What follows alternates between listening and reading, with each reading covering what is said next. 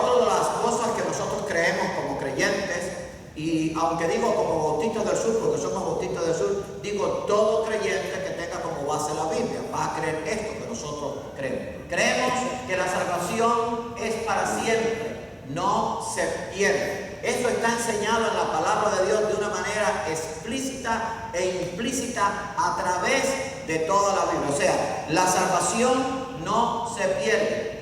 Una vez que una persona cree verdaderamente y se arrepiente de sus pecados, tiene garantizada la salvación. Pero fíjense, como yo estoy diciendo, tiene que creer verdaderamente, arrepentirse y recibir a Cristo. Si no, en primer lugar, no es salvo, y entonces si no es salvo, no la puede tener para siempre. Pero una vez que una persona cree, tiene la vida eterna, la cual no le será quitada. Cristo dijo esto que está allí: de cierto os digo, el que cree en mí tiene vida eterna. Eso está en presente continuo. O sea, si tiene vida eterna, no la puede perder.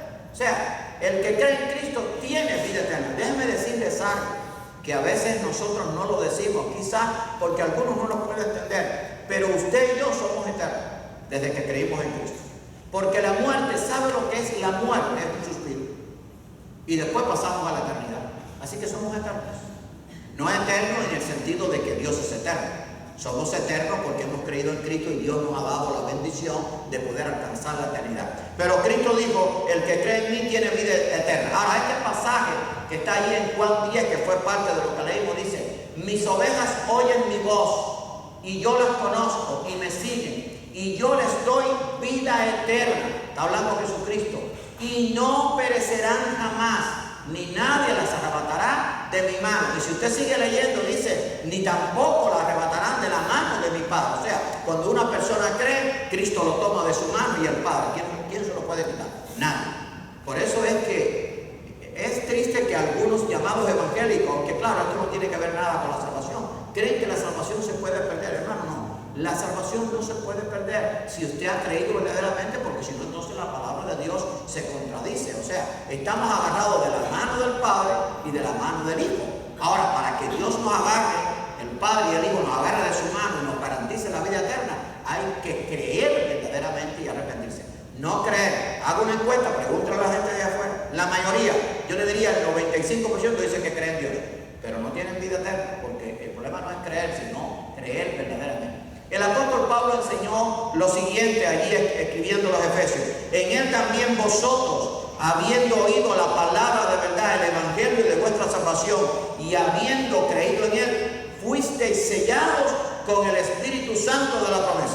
Una vez que creemos en Dios, somos sellados y nadie puede quitar este sello. A veces uno tiene que un poco discernir. Imagínense que Dios pone un sello y dice: ay, me equivoqué, tengo que quitarlo. Dios no hace eso. O que Dios diga: bueno, fulano creyó, lo voy a anotar en el libro de la vida, y después diga: ay, me equivoqué, lo voy a borrar. Dios no se equivoca, amado hermano. Todo el mundo, por la misericordia de Dios, tiene un espacio allí en el libro de la vida. Eso es para todos. Ahora, una vez que su nombre es escrito porque usted creyó verdaderamente y se arrepintió, ese nombre escrito, que yo creo que el mío está allí, estoy seguro, y si usted ha creído, usted también está seguro, porque el Espíritu Santo nos da testimonio. Ese nombre está escrito con la sangre de Cristo, eso no se puede borrar. Además, Dios no se equivoca. Mire, si usted o yo no hemos creído verdaderamente, tan sencillo como esto, Dios ni nos sella ni nos anota en el libro. Así que esta es una doctrina, parte de nuestra fe, que es fundamental. Una vez que la persona cree verdaderamente, la salvación no se pierde. Dice allí, sigue diciendo este pasaje, dice Filipenses, estando persuadido de esto, escribía el apóstol Pablo: el que comenzó en vosotros la buena obra, la perfeccionará hasta el día de Jesucristo. Y el autor de los Hebreos escribió esto. Algunos creen que haya sido el apóstol Pablo, pero como no hay seguridad, vamos a decir el autor de los Hebreos. Por lo cual puede también, está hablando de Cristo, puede salvar perpetuamente a los que por él, o sea, por Jesucristo, se acercan a Dios, viviendo siempre para interceder por ellos. Yo quiero que ustedes presten atención aquí brevemente. Por lo cual puede salvar perpetuamente. ¿Qué cosa es perpetuamente? Siempre. O sea, si usted es salvo, es salvo. Ahora, el problema es que hay gente que no es salva. O hay gente que no cree verdaderamente. Lo que yo quiero que usted entienda es que si usted cree, usted es salvo. Y Dios lo salva perpetuamente. Y tenemos vida eterna de por siempre. Nadie nos puede quitar, no se puede perder. Porque cuando uno cree, Dios lo sella y Dios lo anota. Y Dios no se va a equivocar. Ahora, los hombres sí se equivocan. Por ejemplo, si yo sacara la cuenta de cuántos se han bautizado en esta iglesia, por lo menos durante mi pastorado, y durante el pastorado también de Tony Arango se bautizaron mucho, pero yo llevo 20 años, estuvieran aquí, hermano, esta iglesia ya tuviera por lo menos 2, 3 cultos en el día. Pero ¿qué pasa? Que la gente a veces dice que cree, dice que se arrepiente, se bautiza, pero no fue verdad, fue mentira. Ahí se nos ha anotado, ese no se llama, ese no se salva. Ese no tiene la salvación para siempre, pero no la tiene para siempre por una sencilla razón: nunca fue salvo. Así que la salvación, recuerden, es para siempre. Cristo dijo a la iglesia de Sardes: el que venciere será vestido de vestiduras blancas, y no borraré su libro del libro de la vida, y confesaré su nombre delante de mi Padre y delante de sus ángeles. El que tiene oído, oiga lo que el Espíritu dice a las iglesias. Algunos toman este versículo y dicen que esto es una posibilidad. No está hablando de una posibilidad, esto es una aseveración. El que es inscrito en el libro de la vida, él no lo va a borrar, punto. Por lo que decíamos hace un momentico, porque Dios no puede equivocarse. Una vez que es anotado aquel que cree verdaderamente en el libro de la vida, pues vamos a estar allí para siempre. Acuérdense que en el juicio final se van a abrir muchos libros. Se va a abrir el libro de Dios, su palabra. Se va a ver el libro de su vida y de mi vida, donde está anotado todo lo que hicimos. Y hay otro libro que se va a ver, el más importante quizás desde el punto de vista de la eternidad, el libro de la vida. Entonces van a empezar ahí a chequear. El que no esté anotado ahí al sobre puede decir: ay, pero Señor, si yo me metí en la iglesia 80 años, sí, hijo, pero no está anotado aquí. Y usted no puede argumentar. Y Dios le va a decir: mira, no estás anotado, ¿sabes por qué? Porque creíste falsamente. Estuviste en la iglesia por estar. Te gustaba la iglesia, te gustaba el ambiente, pero nunca creíste. Por lo tanto, no estás anotado. Ahí no hay apelación. Ahí sí no hay corte suprema. Lo que Dios determina, ya en ese juicio final, ahí se acabó todo. Y ya el destino, o sea, de la sentencia esa en el juicio final, es para toda la eternidad. Por eso es tan importante que ahora las personas les hablemos del Evangelio y que ellas puedan creer. Pero el que cree verdaderamente, hermano, es anotado en el libro de la vida y Dios no lo va a borrar de ahí. Ahora, otra de las cosas que nosotros creemos es que nos bautizamos bíblicamente por inmersión, una ordenanza de Cristo que debe ser cumplida siempre que la persona pueda. Acuérdense que Cristo dijo: el que creyera y fuera bautizado. Pero, por ejemplo, el ladrón en la cruz no se bautizó y estuvo en la presencia de Dios en ese mismo día. O sea, ahora es una ordenanza que tenemos que cumplir y vamos a ver qué significado tiene. O sea, creemos que todos aquellos que hemos creído nos tenemos que bautizar por inmersión, o sea, debajo del agua. Es una ordenanza de Cristo y tiene un simbolismo: muerte a la vieja vida cuando nos sumergimos y resurrección a la nueva vida con Cristo. Ahora hay pasajes que lo dicen, sí, más adelante lo vamos a ver, pero fíjense lo que dice Cristo. Jesús mandó a sus discípulos: por tanto, id y hacer discípulos a todas las naciones, bautizándolos en el nombre del Padre, del Hijo y del Espíritu Santo. Y quiero un momentito llamarle la atención a esto. Esta orden de bautizar en el nombre del Padre, del Hijo y del Espíritu Santo aparece una sola vez en todo el Nuevo Testamento. Pero no podemos violarla. Fue una orden dada por Cristo. ¿Saben por qué les digo esto? Porque hay iglesias por ahí que bautizan en el nombre de Jesús solo, o en el nombre del Espíritu Santo, o en el nombre del Padre. Está mal hecho, porque yo no puedo violar esto. Tiene que ser en el nombre del Padre, del Hijo y del Espíritu Santo. ¿Y por qué Dios ordenó eso? Porque Él quiso que fuera así. Además, ahí está toda la divinidad de lo que hablábamos los otros días anteriores, de que hay un único Dios verdadero, pero que se manifiesta en 3 personas. Pero si usted lee la Biblia, esto no está ni en Marcos, ni en Lucas, ni en Juan, ni en las epístolas. La única vez que aparece esta orden de bautizar en el nombre del Padre, del Hijo y del Espíritu Santo es aquí, pero hay que hacerlo. Yo he estado en iglesias en que he coincidido, ya hace años, cuando yo salía, cuando he coincidido o voy de vacaciones, y ha habido bautizos que bautizan en el nombre de Cristo. Eso está mal. Tan sencillo como eso. Están violando el mandato bíblico, porque las ordenanzas dadas por Cristo a su iglesia ni usted y yo la podemos violar. Bueno, déjeme decirle, hay iglesias actualmente que ni bautizan ni celebran cena. No sé de dónde lo sacaron, porque la Biblia dice que eso hay que hacer. ¿Hasta qué? Hasta que el Señor venga o Él los llame en su presencia. Ahora, en el libro de los Hechos se narra lo siguiente, porque hay algunos que dicen, bueno, pastor, ¿y es verdad que tiene que ser bajo el agua? Bueno, fíjense lo que dice este pasaje de Hechos 8, cuando el caso de Felipe y el eunuco. Cuando estaban siguiendo, que después que les predicó, dice, aquí hay agua, ¿qué impide que ellos sean bautizados? Felipe le dijo, si crees de todo corazón, bien puede. Y él respondiendo dijo, creo que Jesucristo es el Hijo de Dios. Por eso hay que creer primero y después bautizarse, no es al revés. Cuando usted se bautiza, ya usted está salvado. El bautismo es un testimonio público de que usted ha creído en Cristo. Usted no se bautiza para creer, usted se bautiza porque usted creyó. Ahora dice, creo que Jesucristo es el Hijo de Dios. Y mandó parar el carro y descendieron ambos al agua y Felipe y el eunuco le bautizó. Y cuando subieron del agua, claro, ahí sigue el texto, lo que quiero decir, tuvieron que meterse debajo del agua. No es por un chorrito, o sea, no es por rociamiento. Miren, hay iglesias evangélicas que yo digo, bueno, ¿y cómo es posible que dan la opción? ¿Lo quiere por rociamiento o por inmersión? Y en muchos de esos casos, ¿saben qué prefieren? El rociamiento, porque no tienen que mojarse. Un poquito de agua así. Por ejemplo, los metodistas bautizan por aspersión. Bueno, aquí tenemos hermanos que los amamos. Bueno, ahí está María Marta. Y cuando aquí tenemos 7, 8 que vinieron a esta iglesia y le dijimos, nosotros los aceptamos porque la doctrina está bien, la revisamos con ellos, pero hay un problema. Ustedes tienen que volverse a bautizar. ¿Y saben qué me dijeron? Todos ellos, ahí está Marta de testigo, como si me tengo que bautizar 4 veces, porque ese es el bautismo bíblico, punto. Porque si aquí viene un metodista, aunque crea lo que nosotros creemos y no se quiere bautizar, habiéndose bautizado por inmersión, ¿sabe qué? Por lo menos esta iglesia, yo no sé otro, pero por lo menos aquí yo que estoy de pastor y mientras lo estemos lo voy a permitir, yo soy ser miembro de la iglesia. Porque la entrada a la iglesia es el bautismo. Y tiene que ser bíblico, tiene que ser por inmersión. ¿Qué les parece? ¿Eso es importante? Sí.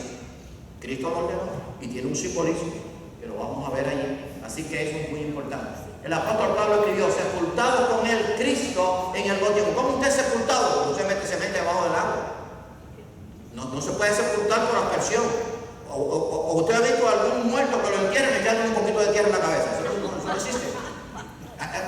El muerto tiene que ser sepultado. Eso es el simbolismo del bautismo. Muerto a la vieja vida, hay que ser sepultado del agua y resurrección cuando salimos del agua. Sepultados con él Cristo en el bautismo, en el cual fuiste también resucitados con él, ven el simbolismo, mediante la fe en el poder de Dios que le levantó de los muertos. Colosenses 2:12, y pueden leerlo así. O sea, lo que usted va a aprender en el folleto, no es invención del pastor, es bíblico. Ahora usted tiene que escudriñar. Ahora voy a ver, porque allí usted va a encontrar la cita escrita. Fíjense qué comodidad yo le puse, pero no se guíe por eso. Y si el pastor cometió allí y le agregó algo al escrito, no, usted hace así, usted coge el escrito, dice allí, va a encontrar esta cita así mismo como está. Pero ¿sabe qué usted debiera hacer? Busque Colosenses 2:12 en su Biblia, a ver si es verdad. No vaya a ser que el pastor o algún otro quiera tupirles o quiera darle una falsa doctrina. Hermano, así es como nosotros aprendemos. Así es como yo me convertí en ese. El pastor predicaba y yo decía, ok, perfecto, yo anotaba. Llegaba a mi casa y cuando llegaba a mi casa, antes de almorzar y de todo, yo verificaba todos los textos bíblicos. Decía, tienes razón. Y me siento, amo mucho a ese pastor, él se llama Reinaldo Sánchez y todavía está bien. Pero cuando él predicaba, yo hacía como los de Berea. Berea predicaba Pablo y Sila, pero la gente después investigaba a ver si era verdad. Eso es lo que usted tiene que hacer. Cuando el pastor predique, mire, usted no tiene que creer lo que el pastor predica, usted tiene que creer lo que la Biblia dice. Ahora, si el pastor predica de la Biblia, entonces crea lo que el pastor dice. Pero yo lo he dicho muchas veces, eso no todos los pastores lo dicen, uno sabe, porque hay pastores que se ponen a inventar. Y entonces dicen sus doctrinas erradas. No, yo le reto, lo que yo digo, demuéstrame si está contradictorio con la Biblia. Y yo le voy a decir, bueno, tiene razón, pero me lo tiene que demostrar con la Biblia. Porque yo soy muy cuidadoso. Yo me puedo equivocar como cualquiera, pero yo soy muy cuidadoso de lo que enseño. ¿Saben por qué? Porque yo voy a tener que dar cuenta por mi vida, por la de mis hijos, mi hijo que está aquí, la de mi esposa, pero voy a tener que dar cuenta por cada uno de ustedes, porque si yo les enseñé mal, en el día del juicio, aunque cada uno de ustedes es culpable, yo también me voy a decir, mira, tienes la carga tuya, pero también vas a tener o recibir condenación o no vas a recibir recompensa por todo lo mal que hiciste. Así que yo tengo una gran responsabilidad. El pastor tiene una gran responsabilidad. Por eso es que yo me esfuerzo por predicar palabra. Así que el bautismo tiene que ser por inmersión. Ahora, la cena es la segunda ordenanza que Cristo dejó a la iglesia. Entonces, ¿cómo es posible que haya hoy iglesias que no lo hagan? Eso, díganme en qué parte de la Biblia dice que ya no hay que celebrar la cena. Dice que la cena tiene un motivo. Dice que es para recordar su muerte y anunciar su segunda venida. Y todavía Cristo no ha venido. Así que hasta que Cristo no venga hay que celebrar la cena. Entonces hay iglesias que no lo hacen. Debe decirle, aquí hay una iglesia en el pueblo verde que ni bautiza ni celebra cena. Ahora digo, ¿de dónde sacó esa enseñanza? Es una enseñanza de otro. En la cena del Señor conmemoramos su sacrificio por nosotros y anunciamos su segunda venida. El pan y el vino son simbólicos. Todo eso va a estar escrito y se lo estoy leyendo para enfatizar. Es una de las dos ordenanzas dadas por Cristo a la iglesia. El pan continúa siendo pan y el vino continúa siendo vino. No ocurre nada milagroso. Esa llamada ley de la transubstanciación, que se convierte el vino en la sangre, el pan en el cuerpo, o otra enseñanza también que dice que en ese momento Cristo está presente en el pan. Todo eso es mentira. Eso es simbólico, porque Cristo está presente donde hay 2 o 3 congregados en Dios. Y no hay que estar celebrando la cena. Así que esas dos enseñanzas están mal. Simplemente es simbólico. Ahora, ¿por qué Cristo la instituyó? Porque aparte de que Cristo la instituyó, tiene un simbolismo. Y tiene también una enseñanza y tiene también un recordatorio. Pero fíjense lo que dice Lucas 22, 19 y 20. Y tomó el pan y dio gracias y lo partió y les dijo, eso está en el Evangelio, diciendo, este es mi cuerpo que por vosotros es partido, haced esto en memoria de mí. Entonces, por ejemplo, el católico, perdonen aquí si hay algún católico, el católico dice, no, entonces la hostia, que es lo que ellos dan, que es el pan que nosotros damos sin levadura, se la echan en la boca y ¿saben por qué? ¿Por qué ustedes creen que no la mastican? Porque dicen que en ese momento ese es el cuerpo de Cristo. Pero ahí toma la hostia todo el mundo. Viene uno de ahí, que es un político de eso, que roba, mata, asesina, y ya se le da la hostia. No me digas. Por eso es que las cenas son para miembros que estén a plena comunión con la iglesia. Vaya, puede ser que nos engañen, pero por lo menos tiene que estar a plena comunión, tiene que haber creído, haber dado profesión de fe y tiene que haberse bautizado. Punto, si no, no puede tomar la cena. Claro, aquí déjenme decirle, el día de la cena, aquí quizás hay mucha gente que toma la cena, pero no es porque los diáconos no es que se la den, es porque pasa el plato y ellos la toman y nadie va a decir, oye, no la cojan, no. Nosotros explicamos bien cuál es el simbolismo de la cena y quién puede tomarlo. Pero lo que voy, ¿por qué ustedes creen que en esa llamada misa, que es donde se celebra la cena de los católicos, no mastican la hostia? Porque creen que es el cuerpo de Cristo. Nosotros masticamos el pan. Yo no sé si usted nos oye por el micrófono a mí cuando yo doy la cena. Y algunos me han dicho, pastor, ¿y por qué el pancito se parece a la hostia que es aplastado? Porque sencillamente, aunque no tuviéramos que hacerlo por él, es más bíblico. Ese pan que usted ve allí en la copita no tiene levadura. ¿Qué es lo que usted cree que hace crecer el pan a levadura? Entonces, la cena, cuando se celebró originalmente, la celebraron sí, con los panes sin levadura. Es la costumbre judía y nosotros lo hacemos porque es un simbolismo lindo, porque la levadura simboliza lo que es malo, la mala doctrina, lo que se infiltra en la iglesia, lo que no agrada a Dios. Así que, pero no hay ningún poder milagroso, simplemente es pan y es vino. Ahora, fíjense lo que como fue instituida. De igual manera, después que hubo cenado, tomó la copa diciendo, esta copa es el nuevo pacto en mi sangre, que por vosotros se derrama. Y entonces después el apóstol Pablo lo enseñó a la iglesia, él lo recibió de Cristo, lo enseñó a la iglesia de Corinto, que ese es el pasaje que usted ha oído aquí cada vez que celebramos la cena. Que el Señor Jesús, la noche que fue entregado, tomó pan y dijo, tomad, comed, este es mi cuerpo que por vosotros es partido, haced esto en memoria de mí. Asimismo tomó también la copa, diciendo, esta copa es el nuevo pacto en mi sangre, haced esto todas las veces que la bebiereis en memoria de mí. Así pues, todas las veces que comieres este pan y bebieres esta copa, escucha bien ahora, la muerte del Señor anunciáis hasta que Él venga. Y entonces, ¿quién está autorizado para decir que no hay que celebrar más la cena? A ver, ¿Cristo vino ya? Bueno, eso lo dicen los testigos de Jehová. Pero Cristo no ha venido, Cristo está por venir. Por lo tanto, la cena no se puede suspender en una iglesia que tenga una doctrina basada en la Biblia, no en lo que el pastor dice.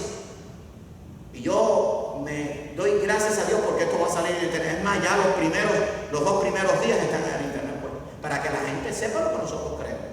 ¿Que eso nos va a costar? Sí, nos cuesta. Porque la gente quiere oír otras cosas. Y el Evangelio, déjeme decirle, el Evangelio es bien fuerte. La palabra de Dios es bien fuerte. Si usted está en pecado y usted no quiere arrepentirse. Ahora, si usted se quiere arrepentir, el Evangelio y la palabra de Dios es como un palo de Samuel. es como esa miel silvestre, natural, esa miel del panal, esa miel delicada, pero si no la va a saber como la hiel. Porque por ejemplo, hay veces que vienen personas a la iglesia y entonces el pastor prepara el mensaje. Déjeme decirle, el pastor prepara el mensaje a veces con 15 días de antelación.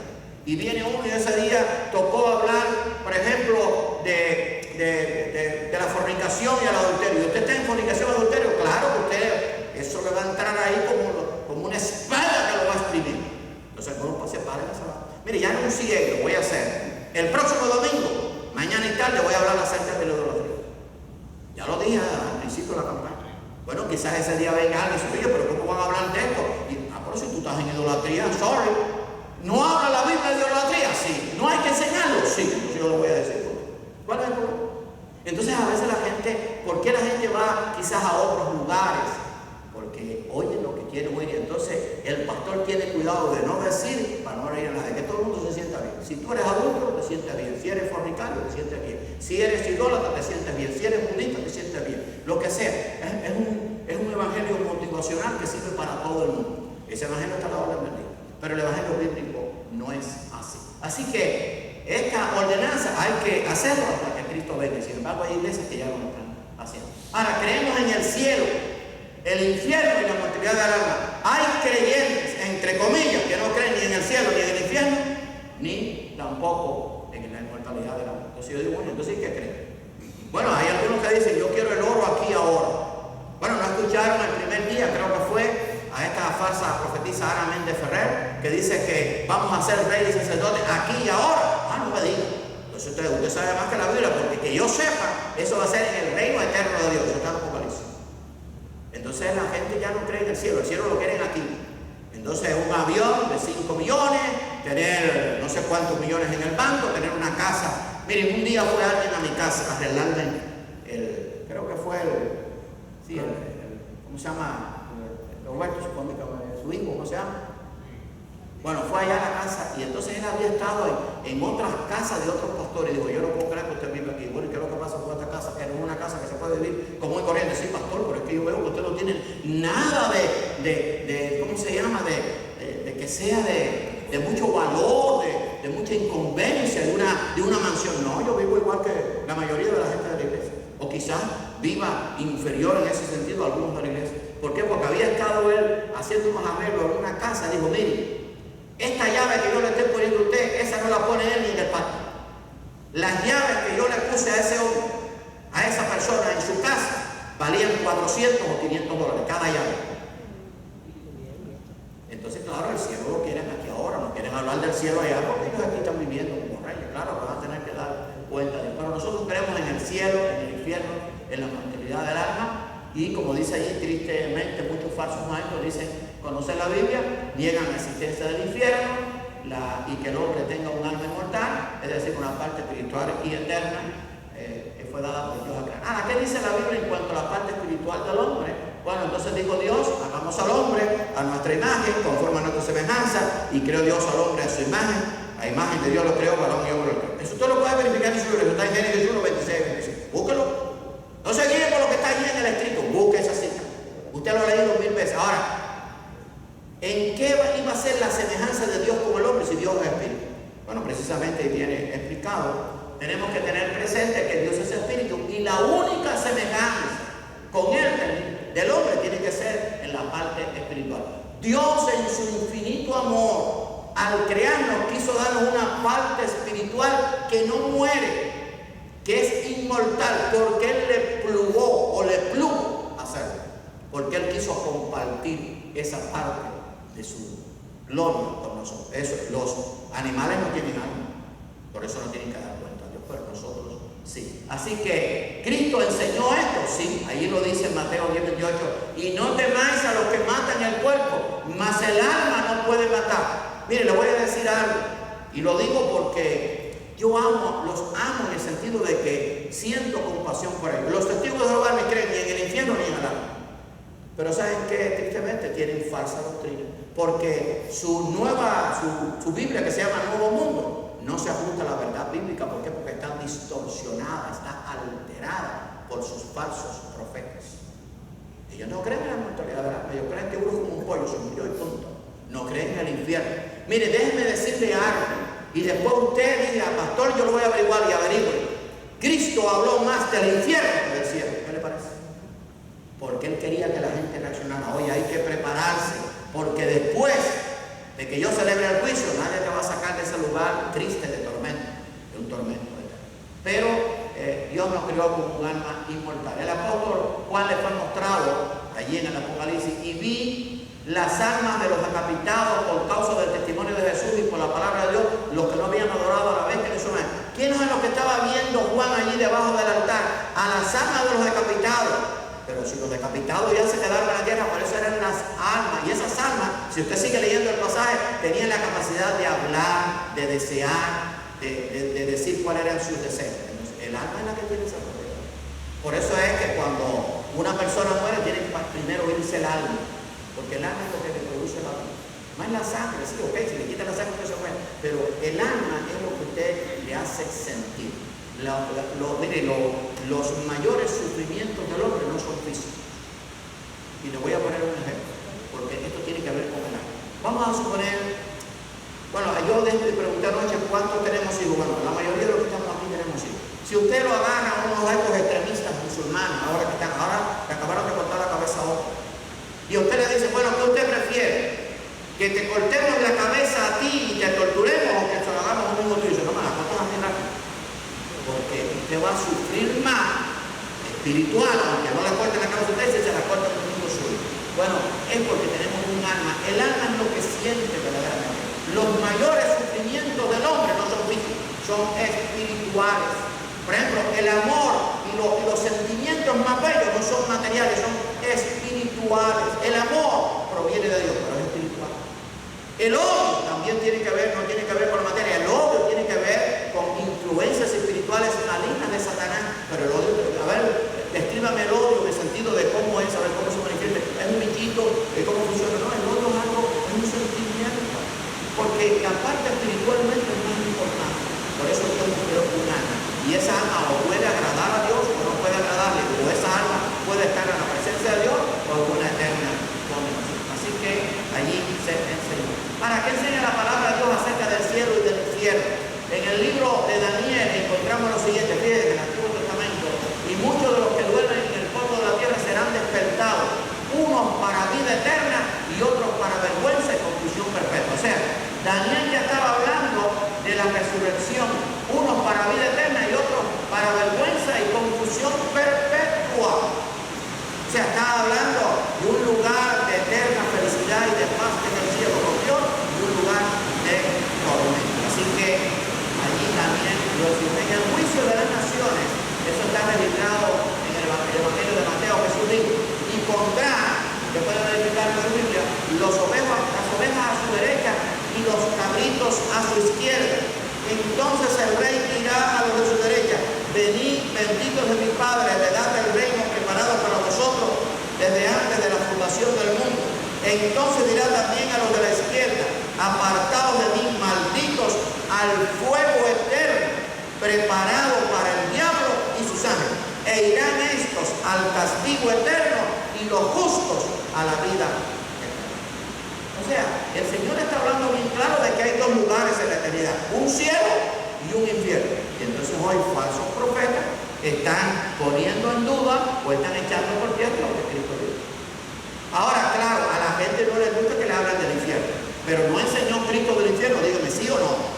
Ahora, ¿el infierno para quién es? Para los que no creen, para los desobedientes.